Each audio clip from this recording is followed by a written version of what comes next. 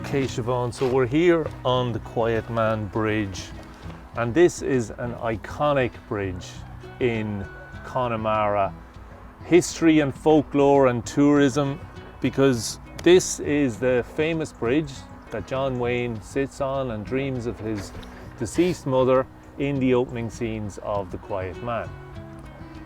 And it's obviously a very famous tourist spot, so tourists can disembark and come over and have a look at the bridge.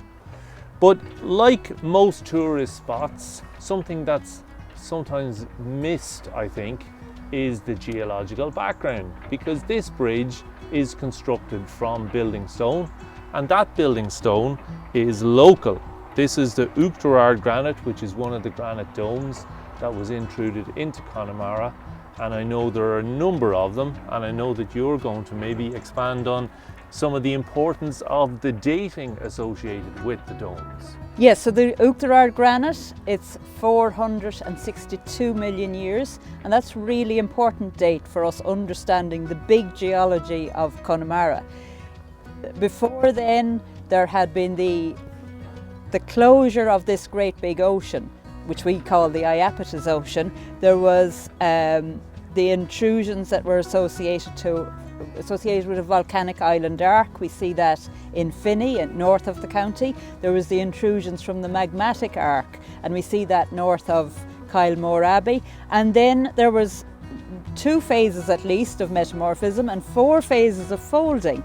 And in that final phase of folding, this Uachtarard granite intruded into that final folding. So it's a great one to understand when all of those processes had happened, when the metamorphism and the deformation and this closing of this big ocean finally happened. So it's a really important date.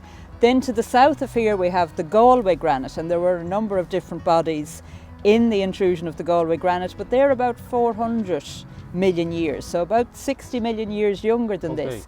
But those are part of a suite of granites across Scotland, Ireland, and then on the other side of the Atlantic that we call stitching plutons. They stitched the 2 continents together. So they're all around the 400 million years. They're slightly older as you go to the east, slightly younger as you go to the west, but they stitched those 2 continents together when the ocean was finally gone.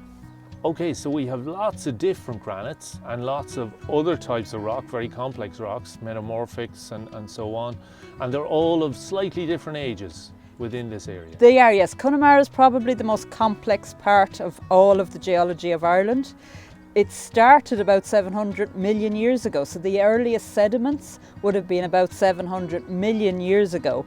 Then all the metamorphism took place 450, 475 million years ago. And then of course we have the granites, the igneous rock. So we have sedimentary, igneous and metamorphic all in Connemara. The Connemara marble itself shows a big history in itself, in that it's limestone as its origin, but it also, the green comes from the serpentinite, which is a hydrated olivine, which is a rock of oceanic origin. Wow. So it tells a big story all by itself. Okay. Yeah.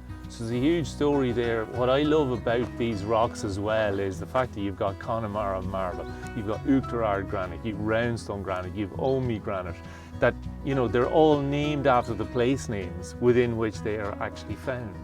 And that itself is part of the heritage as well. It is really, yes, it's part of the heritage, and it connects the people to the place, the rocks to the place.